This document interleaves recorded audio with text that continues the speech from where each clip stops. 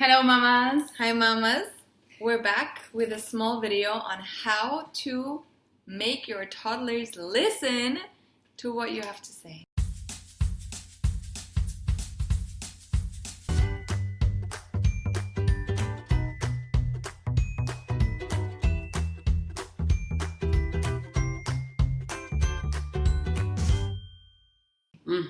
Yes, I know it's a topic that at some point, if you're a parent, you would have struggled with. Or you're still struggling with it. Like us. Our toddlers are obviously in the age where anything goes. Closing your ears, pretending to sleep, everything is great as long as you don't have to listen to what we're trying to say. So we thought, how can we help those mamas like us or those parents like us out there trying to get your children to listen? So today you're going to have 10 tips. We've done research. We have it here. So if we look down, we're looking at our list. 10 steps, 3 phases before you speak to your child, while you speak to your child, and then after you have either successfully spoken to your kid or not so successfully spoken to them. So, stage number 1. We'll get right in. So first thing, when you want your kid, for example, to take off his shoes and put them away, don't sit at the other end of the house and yell, "Hey, put your shoes away!" Because they're not going to feel like it addresses them. So first rule is call them by their name. Make sure that they come either close to you or you go to them, so you're in close physical proximity. And then go down to their level and make eye contact. So now they know that, listen, you and me, now I'm going to tell you something. This is what we're going to do. Yeah, I think if we want to summarize it, just speak in the same room. Yeah. Get close. Yeah. In the same room in the house. The second stage starts with single words. Children do listen a lot to those straight commands. Yeah. Short words are very effective, even for adults as well, or your different stages of your children's development. So, for example, instead of getting them distracted into just being soft and polite, I'm not saying be aggressive, but just instead of making a whole sentence of, "Baby, please, can you tidy up your room?" you would just say, "Tidy up," like we said earlier. So the first stage, you're already there in the room, you're making eye contact, you can just use straight, short words, single words. Yeah. Exactly. One technique that we read about that we thought was a bit funny is the whisper technique. So now you're not trying to communicate on a normal level with a normal tone, but you basically tell them, "Come here, Mama wants to tell you a secret." And then you whisper in their ears, so they feel special, they feel privileged that you're telling them your secret, even if that secret is to tidy up their room or to put their shoes away or to put the dishes in the sink. And kids will listen. It kind of takes them out of their, "Oh, wait a minute, what's going on now?" and might have the results that you're after. Yeah, that's a very good one. I'm going to try that for sure. I have not tried that yet. Another one, maybe while whispering or while you're doing the short words, sing the words, sing the commands that you're giving at that stage. That involves them. Tidy up. Or something like that, like a song that maybe you can even get them engaged, into just creating a song together. Or maybe it's the wheels of the bus and you just...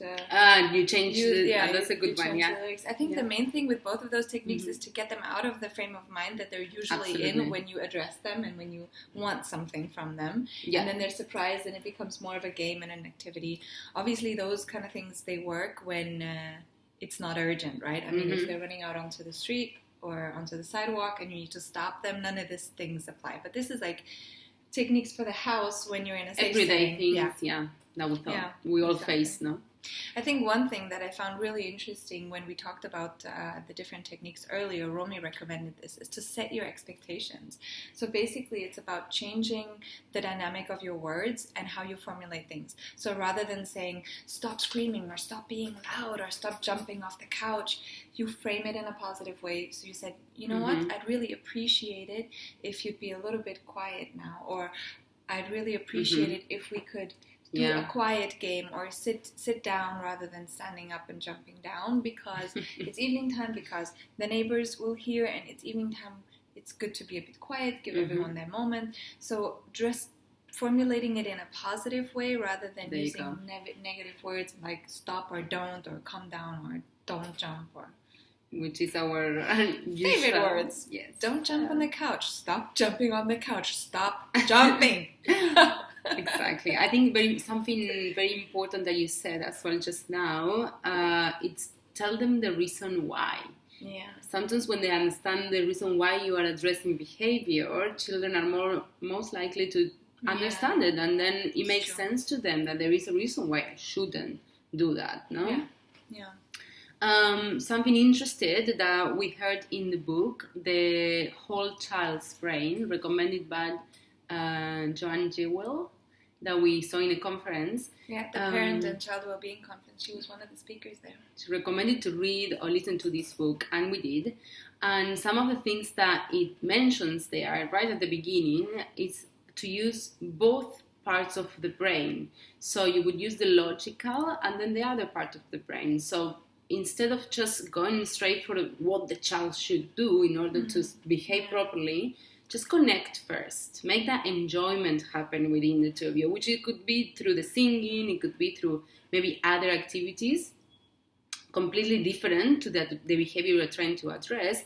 And then the moment that you're engaged with your child, now tell them what's expected from them. Because now you kind of soften them in a way that you can direct them to what you want them to do, right? Yeah.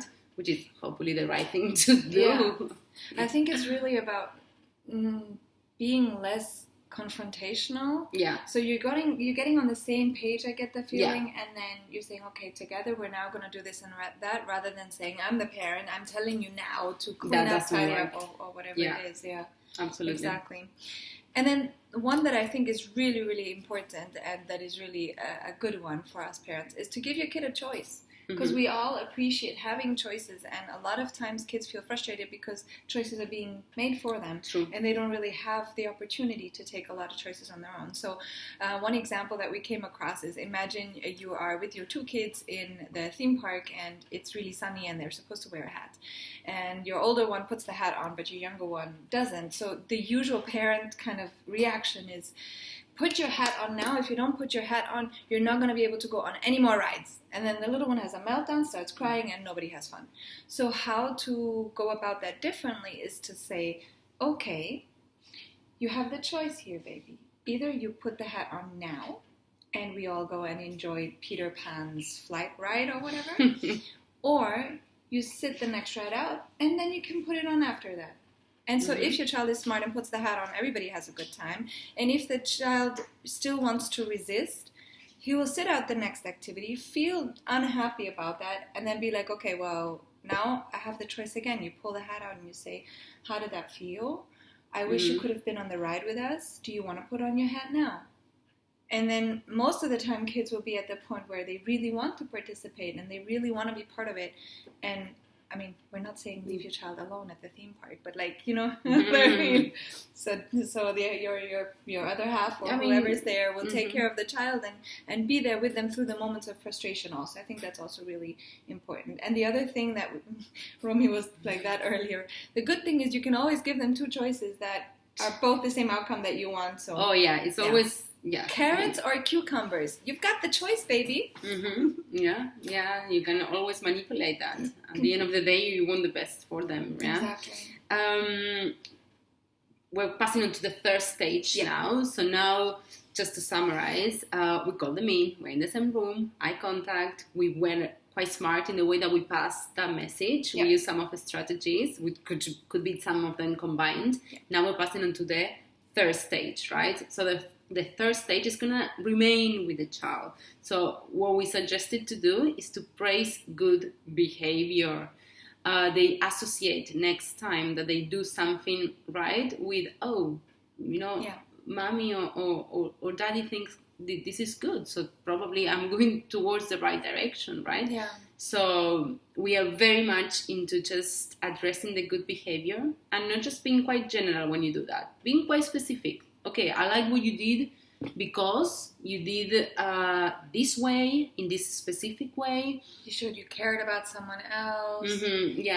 How did you care about someone else? You care about someone else by bringing the biscuits with the tea. thinking of random examples. But then they start understanding, okay, it's not that just is mommy because she loves me, she thinks I'm great. Actually, I have done something right, and I can repeat that outside my home, depending on the age, And you can refer back to those moments later on, right? Yeah. Very good, yeah. I think one approach to dealing with moments of frustration with your child that is a bit more structured is a reward chart. This is a piece of advice that came from the headmaster of the nursery where my son is. And she told me to start a reward chart where, you pick, for example, one issue a week, and the issue could be listening straight away when mommy and daddy ask you to do something. And then you can say to your child, okay, if throughout the day you listen to us right away, more often than not, then you get a star at the end, and you give them a little sticker, right? And so at the end of the week, when you've collected 7 stars, mommy and daddy will take you to the park, or we'll go swimming, or we'll go, and then here's what you choose. Like, don't choose monetary things. Don't always choose food. You can have the occasional ice cream, but don't make food a part of this. If you eat well, then you'll get, because food should be something intuitive, and money and toys, it should be a reward that means something to them on the long term. So for example, spending time with the parents, spending time with their best friend that they maybe not get to see so often outside of the school or the nursery. So find something that is meaningful to your children, make it an experience, make it something where you connect with the child further. And so this is something that I tried with my little one, and it was funny because one day I realized that he did listen more often than not. So he got his star. He gets super excited. He puts his star and he's like super happy about it. We came up with a star dance that the whole family gets involved in. And then one day he didn't listen so well. And at the end of the day, with the little ones, with bigger kids, you can review, you can set up multiple goals and you can review them at the end of the week. But with little ones, it's important that you review them right away because their memory isn't that long term. I guess selectively it's long term, right? So you review at the end of the night and you say, look, you've got a star today. Do you remember why? Because you listened, because I didn't have to repeat things 5 times. And so then you kind of get to the point where they really want to please you and they really want to make things good. Like you say, they're happy and they're proud when they make things good. And the reward chart is kind of a tangible way to track that. Yeah. I think, all these techniques are all connected to each other. We're reaching to the end of the 3 stages, hoping that you can apply some of them. We understand that sometimes it's not that easy for us parents, to get re-educated into how to raise our children, because I'm sure we all have our backgrounds and our ways that just come naturally. Yes, we understand that. All we're suggesting here is that perhaps, being a parent is a constant learning. And even if you pick one of these techniques, it might already help. Have you experimented with rewards before, and was that successful? Because this is the first time we're doing any kind of rewards thing. It would be interesting to know. Personally, rewards, they're always there. I made some mistakes back in the early days, where, because I do travel a lot for work, like every time I would come back from a trip, I would bring like a toy for her. So there was a moment that anytime I would come back, instead of coming and giving me a kiss, she would go to my suitcase and say, okay, mommy, where's my toy? Where's the toy? So I had to kind of restructure that a little bit. And like you mentioned, Nina, more of moments are important to her, which they will stay with her and make her either more confident, or they will serve her somehow into developing her personality, rather than a toy that will use and 5 times lose value afterwards. Exactly. Of be course. Replaced by the next best thing. Well, mamas, we really hope that you enjoyed this little episode. Let us know what your tips and tricks are to get your kids, your toddlers, to listen more, and on the first try, to what you say. And do leave us in the comments whether you've used rewards and reward charts before, and how that worked out for you, and what you think about that topic. Subscribe, share with other mamas that need advice out there, and like you mentioned, Nina, give us your advice. We're hungry to hear what you have to say. So, until next time, For all the mamas out there, trust your instincts and think like mama.